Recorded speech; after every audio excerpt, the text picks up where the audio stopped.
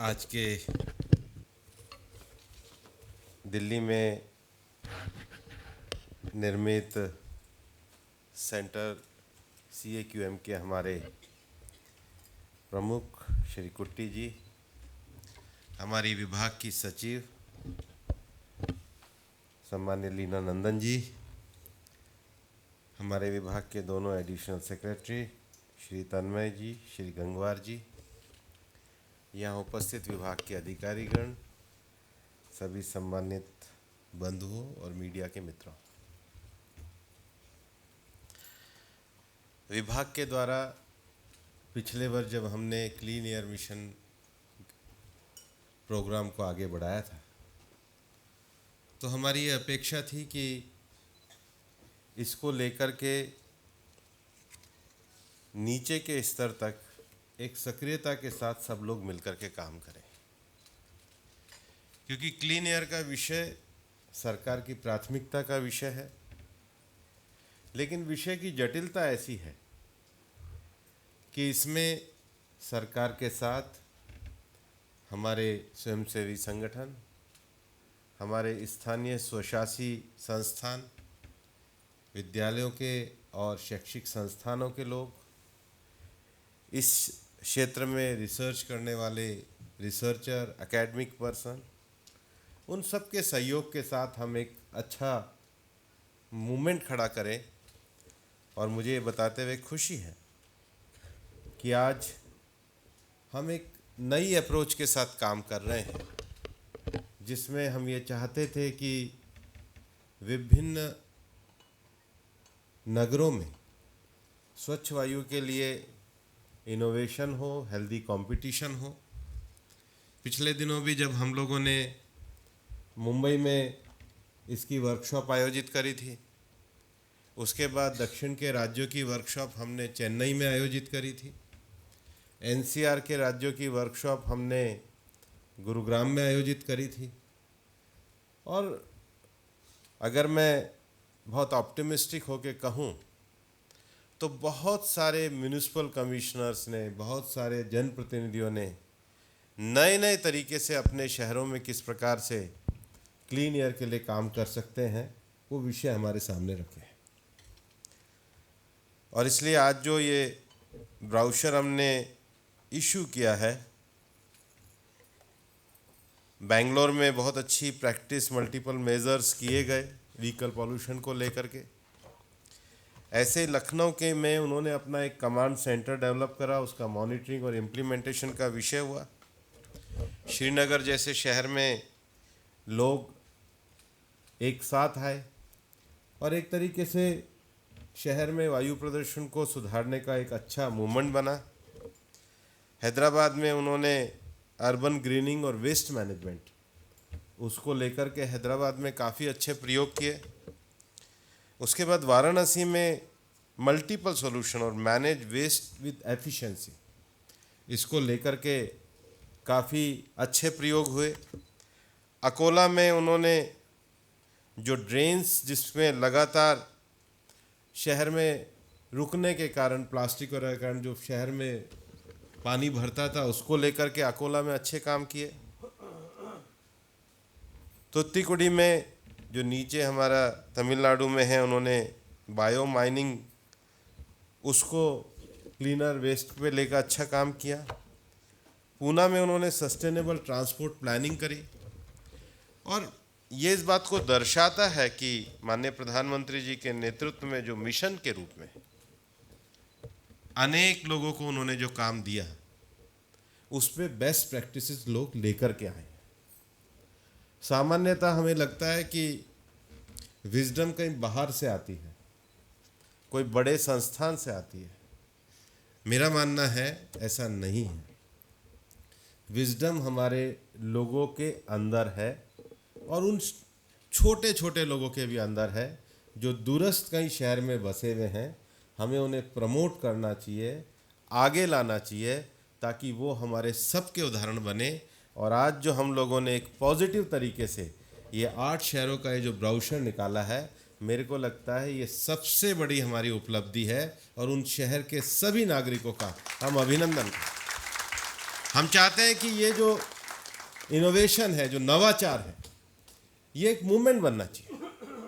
और इस तरह का जो पॉजिटिव वाइब्रेशन जब हम लोग लेकर के जाएंगे, तो वो ये जो चिंता का विषय है, विशेष रूप से पॉलिसी मेकर्स के लिए भी चिंता का विषय है, जो एकेडमिक करते हैं, रिसर्च करते हैं, नॉलेज इंस्टीट्यूशन लगते हैं, उनके लिए भी है, और सामान्य जनता को तो परेशानी होती है।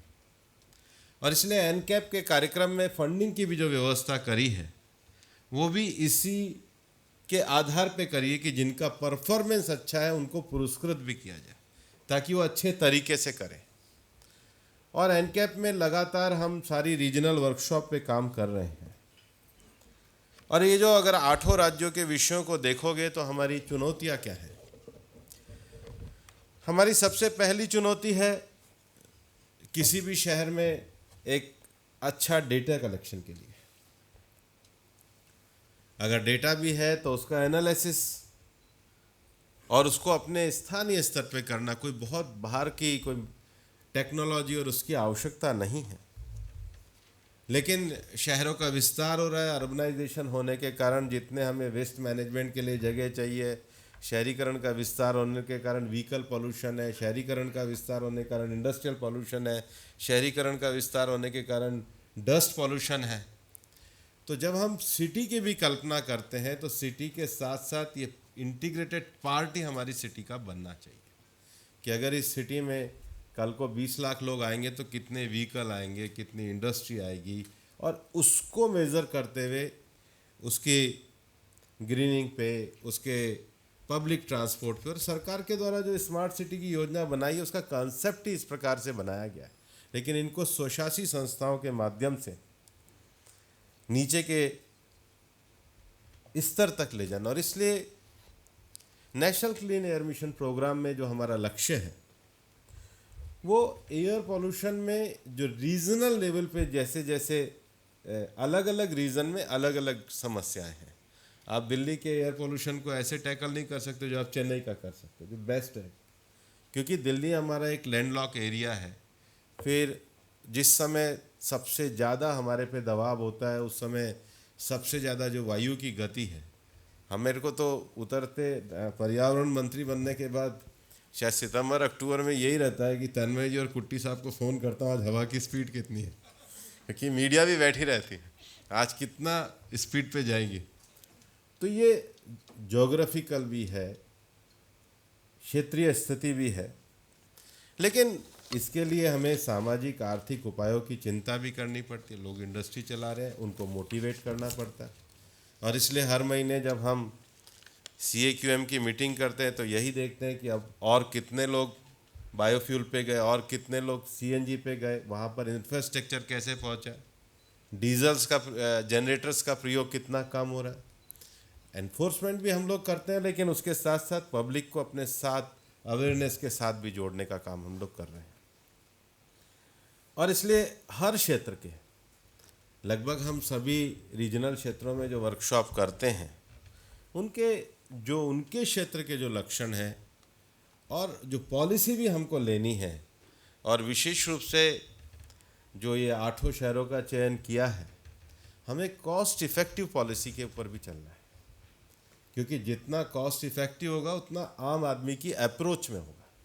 हम केवल बड़े उसके नियमों के आधार पर नहीं लगा सकते। और इसलिए फ्यूचर में national clean air mission programme में जो नए हमारे बच्चों के भी जो स्टार्टअप्स हैं उनको प्रमोट कैसे किया जाए ताकि वेस्ट मैनेजमेंट को हम ठीक ढंग से कर सकें। और मेरा मानना है इसमें हमारा सेंट्रल पॉल्यूशन कंट्रोल बोर्ड ने पोर्टल निकाल के एक अवेयरनेस का काम किया है, लेकिन वो लोग भी स्टेट पॉल्यूशन कंट्रोल बोर्ड के साथ एक अच्छी भूमिका में काम कर रहे हैं।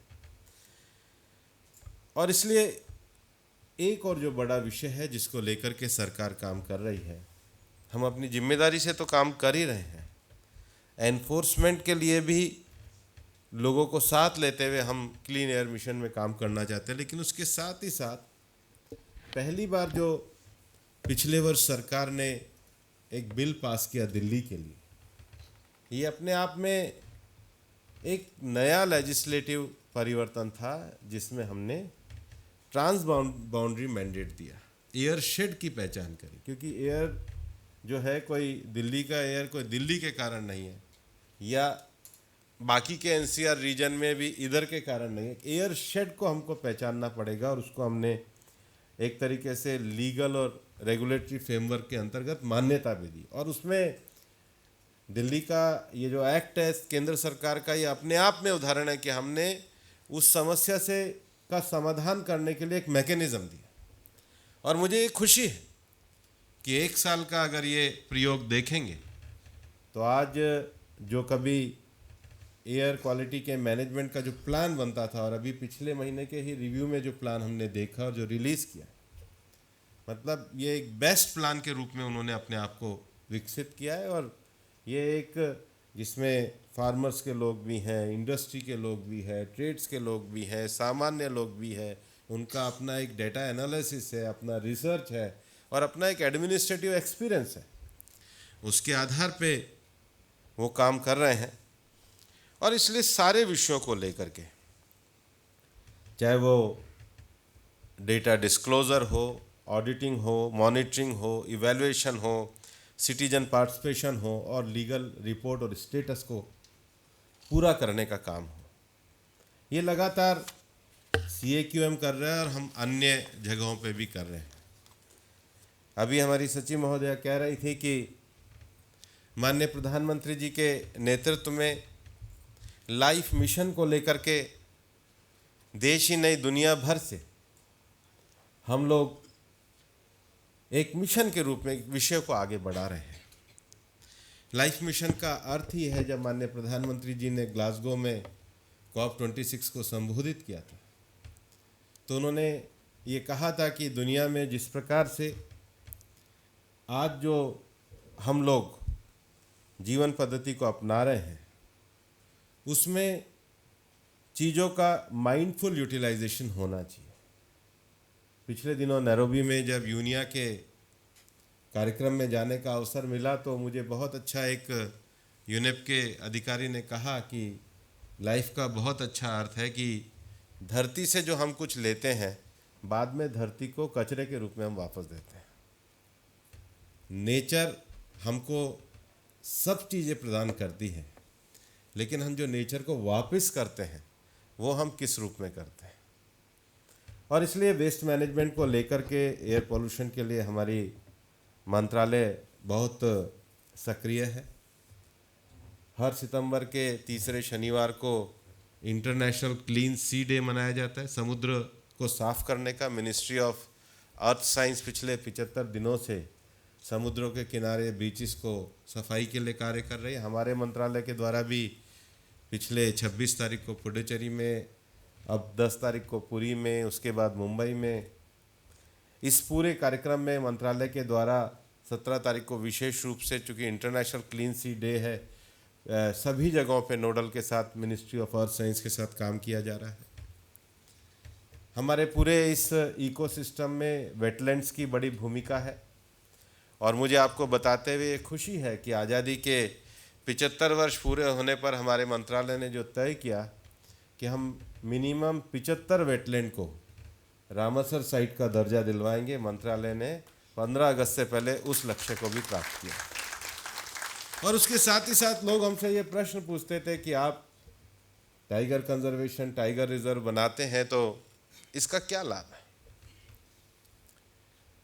अब जब हमारे मंत्रालय ने एक पूरा स्टडी का बुकलेट तैयार किया, जिसमें हमने कहा कि ये 52 टाइगर रिजर्व केवल टाइगर रिजर्व नहीं है, क्योंकि जो नदियाँ हिमालय से आती हैं वो तो ग्लेशियर से आती हैं, लेकिन जो नदियाँ पठारी क्षेत्र से निकलती हैं, नर्मदा निकलती हैं, महानदी निकलती है, कावेरी निकलती है, कृष्णा निकलती है, गोदावरी निकलती है, वो हमारे इस फॉरेस्ट जो डेंस फॉरेस्ट हैं, इन्हीं के में से वो सोर्सेज उनके निकलते हैं। और इसलिए जब मंत्रालय ने एटलस प्रकाशित किया तो हमारे 52 टाइगर रिजर्व में 250 से ज़्यादा वो वाटर रिसोर्सेज हैं जो पूरे देश को हरा भरा रखने का काम करते हैं।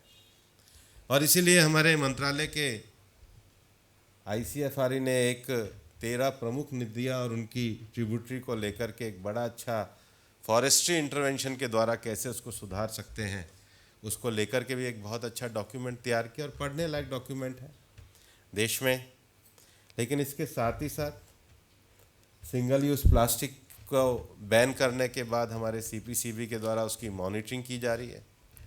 आज के दिन हम फिर आपसे सबसे ये सहयोग की अपेक्षा करते हैं कि सिंगल यूज़ प्लास्टिक बैन और जो पॉलिसी हमने नोटिफिकेशन निकाला उसमें काफ़ी सफलता मिली है, लेकिन और उसमें जनता का सहभाग और सहयोग मिलना चाहिए। एग्रो फॉरेस्ट्री को लेकर के मिनिस्ट्री के अंदर काफ़ी कार्य और अब अन्य प्रोजेक्ट भी मंत्रालय के द्वारा किए जा रहे हैं। इन सबको करने के पीछे हमारा जो उद्देश्य है वो ज़्यादा से ज़्यादा जागरूकता को आगे बढ़ाने का है। और अभी जब प्रोजेक्ट चीता का विषय है तो उसको लेकर के भी हमारे जो नौजवान हैं 10वीं 11वीं 12वीं के जो स्टूडेंट्स हैं उनमें अपने नेचर के कंजर्वेशन को लेकर, अपने नेचर के साथ जीने के विषयों को लेकर हमारे नेचुरल हिस्ट्री के द्वारा, एनविस के द्वारा एक लगातार वर्चुअल टॉक का भी आयोजन किया जा रहा है। उसका भी कार्यक्रम बना है ताकि केवल ये विषय यहाँ तक ना रहे। पिछली बार जब मैं मंत्रालय में इस मंच पे आया था तो मैंने कहा था कि जितने भी हमारे ये जो मंत्रालय के द्वारा प्रकृति से जुड़े हुए डे होते हैं ये ज़्यादा से ज़्यादा जगहों पे होने चाहिए। और इसलिए जब इस बार टाइगर डे आया तो पूरा मंत्रालय ने तड़ोबा महाराष्ट्र में कार्यक्रम किया। इस बार जब एलिफेंट डे आया तो मंत्रालय ने केरल में पेरियार पे जा कर के इस कार्यक्रम को किया। एनटीसीए की मीटिंग हुई तो पहली बार अरुणाचल प्रदेश में पाके के टाइगर रिजर्व में हुई। उसी के साथ साथ जब वेटलैंड का विषय आया तो हरियाणा में सुल्तानपुर में कार्यक्रम हुआ। और स्थानीय लोगों को ज़्यादा से ज़्यादा उनकी इस प्राकृतिक धरोहर के प्रति जागरूक करने के लिए हम लोग पूरी तरीके से सक्रिय। और हमारा मानना है कि पर्यावरण और विकास ये एक दूसरे के विरोधी नहीं है, ये एक दूसरे के पूरक है। पूर्ण विकसित जब कहा जाएगा जब पर्यावरणीय संतुलन हो, और पर्यावरण सुरक्षित भी तब होगा जब विकसित हम हो सकेंगे। साइंटिफिक एटीट्यूड और नॉलेज को अपना करके हर व्यक्ति को गरिमापूर्ण जीवन दे सकेंगे, तभी हम इन सारे लक्ष्यों को पूरा कर सकेंगे। और इसलिए न केवल 75 वेटलैंड, हमारे 52 टाइगर रिजर्व, अभी तो देश में प्रोजेक्ट एलिफेंट के चलते हुए भी 30 साल हो गए और हमारा अभी एक और एलिफेंट रिजर्व है। अब हमारे पास 32 एलिफेंट रिजर्व भी हो गए हैं। और इसके साथ ही साथ देश की इन पर्यावरणीय विषयों को चिंता करते हुए जो क्लीन एयर का विषय है इसको हम पूरी प्रतिबद्धता के साथ काम कर रहे हैं। और मेरा मानना है कि ये जो 132 शहर हमने चयनित किए हैं इन सभी शहरों में कोई अच्छा ब्राउशर निकले, हम सबको आह्वान करेंगे। बाकी मेरा तो ये मानना है कि ये ब्राउशर, इसका एक बुकलेट हम सभी म्यूनिसिपैलिटीज़ के मेयर को, कमिश्नर्स को भेजेंगे ताकि हर वर्ष क्लीन एयर पे ज़्यादा से ज़्यादा शहरों को ये लगे कि हमारा ब्राउशर भी ministry of environment and forest के द्वारा प्रकाशित हो। वही रैंकिंग हो जाएगी और वही देश की वायु को स्वच्छ करेगी। बहुत बहुत धन्यवाद। आज के इस